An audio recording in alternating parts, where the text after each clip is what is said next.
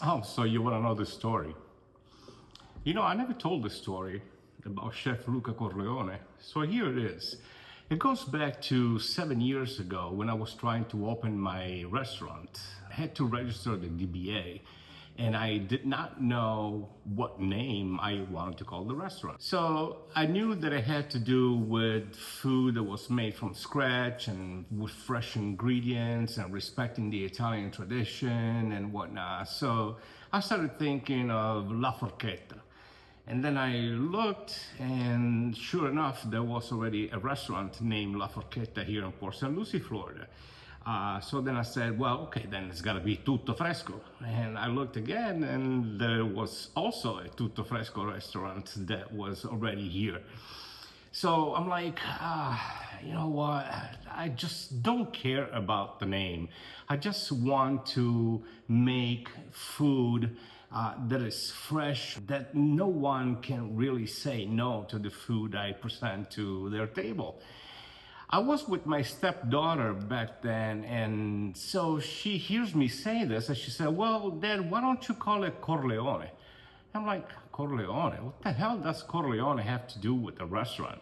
So she says, well, you know, you said that you want to make food that people cannot say no, cannot refuse. And I know the Don said, I'll make you an offer that you can refuse, so you can translate the paradigm to the food that people can refuse. So I'm like, okay, you know what, I'll just call it Corleone, fine.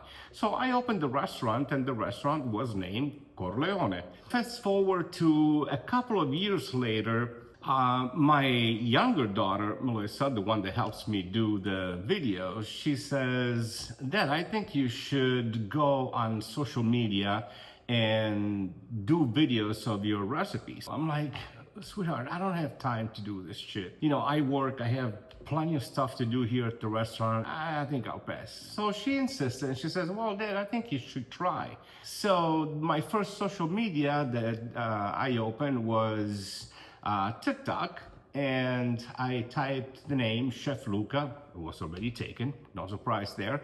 So I'm like, okay, well, you know what, then Chef Luca Corleone. And I put the Corleone in between quotes, but I just did not like the way it looked. And so I'm like, okay, you know what, Chef Luca Corleone. And I started making the first videos under that name.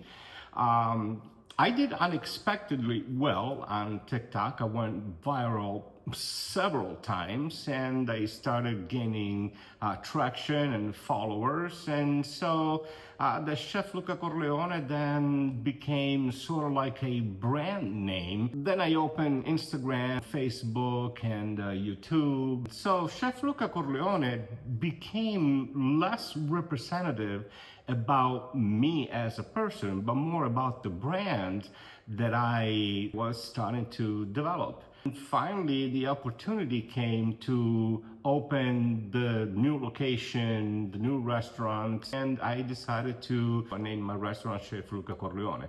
So you are right, it's not my real name. It's sort of like a name they became to be. My name is Luca, my last name is Fontana Rosa, but everyone now knows me as Chef Luca Corleone. So I just developed that brand name and I intend to keep going. I hope that answered your question.